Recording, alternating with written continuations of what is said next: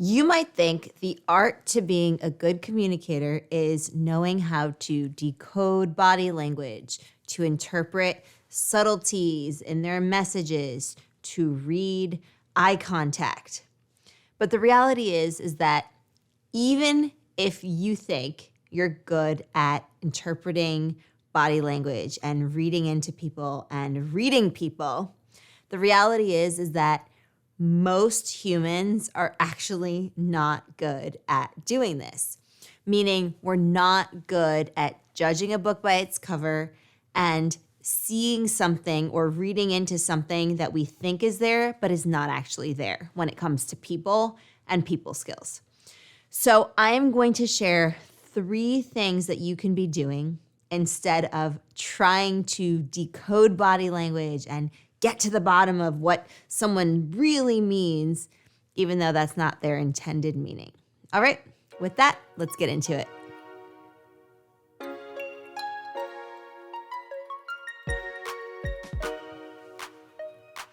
All right, so the first thing you can do is to get to know the person. So instead of judging them right off the bat and trying to just imagine how this person is just based on the way they act, the way they look, the way they dress, the way they talk, the way they walk.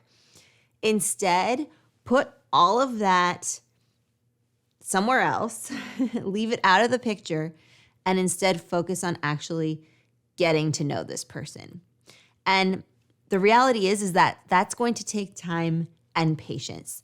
So if you're not willing to invest in that relationship or friendship or budding connection, then you're never really going to get to know the person.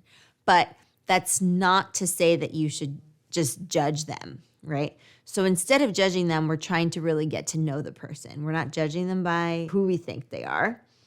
We're not judging necessarily, but assessing their character and their personality the more time we spend with them. So we have to put in the hours, and that's quality hours, and then show genuine interest, right? That's how we get to know someone. Think of all the people in your life to whom you're very close. Think of your best friends. Think of family members, right? How much time have you invested thus far to be able to get to know them so well? So think of it that way.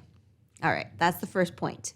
The second thing, and it's somewhat related, is to fight the cognitive bias that will surface. Our minds are constantly working.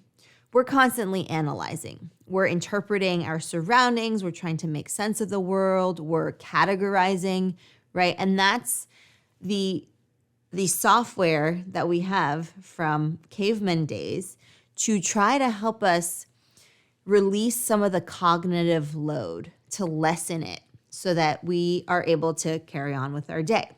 But the danger of just simply categorizing and writing something off as soon as we encounter it without fact checking or really looking at what's there when it comes to people and our people skills is that most of the time we'll let cognitive biases take over.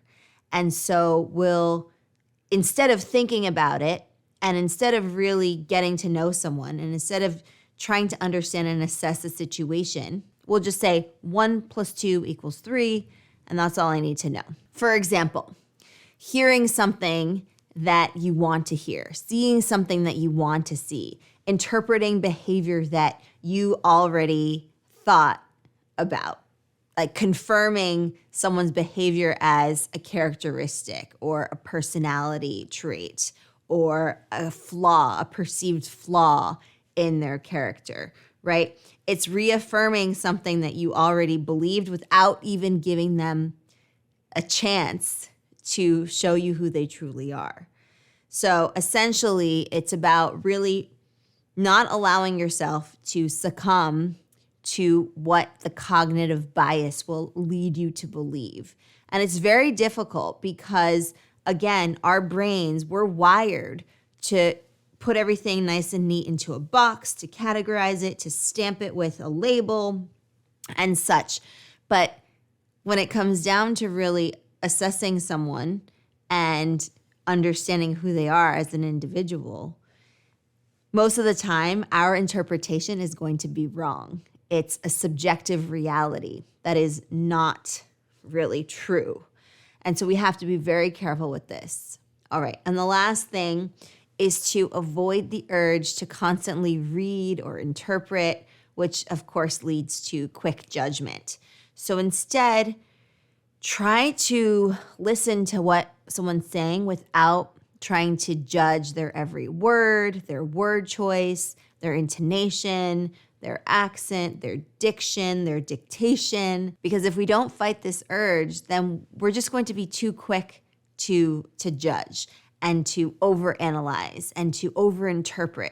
How many times have you left a social situation and just sat there replaying the conversation or something had happened, the interaction, just constantly in your mind, ruminating over what they said or what they didn't say or how they said it, as opposed to taking it for what it was and not over-interpreting or over-analyzing or trying so hard to decode every single eye pattern or facial expression or micro expression or pause. It's something to really think about, and to, instead of placing the attention on how you're going to analyze someone, think about how you are going to tone down the analysis, and instead trying to listen with compassion, empathy, and being as attentive as you can, but leaving judgment out of it.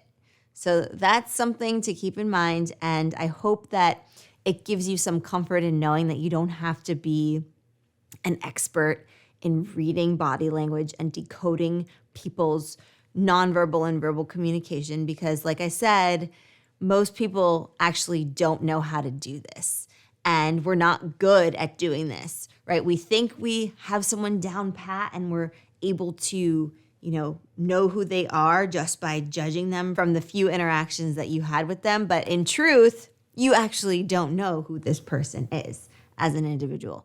So that should come as a little bit of solace to you in knowing that you can get to know someone better, and think about not allowing the cognitive bias to take over and control your way of thinking and then the subsequent interactions with the person based on your misunderstanding of the person, right?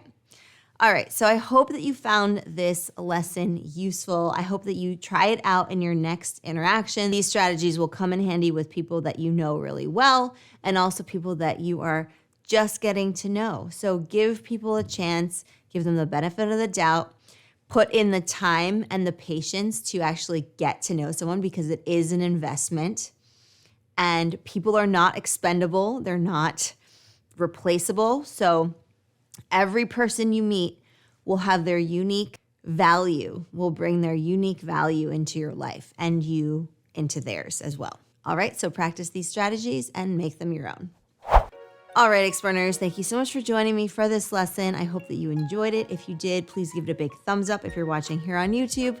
Otherwise, if you're listening to the podcast, be sure to leave us a nice review, share it with friends and family, and anyone who wants to improve their communication skills, their social skills, and their public speaking.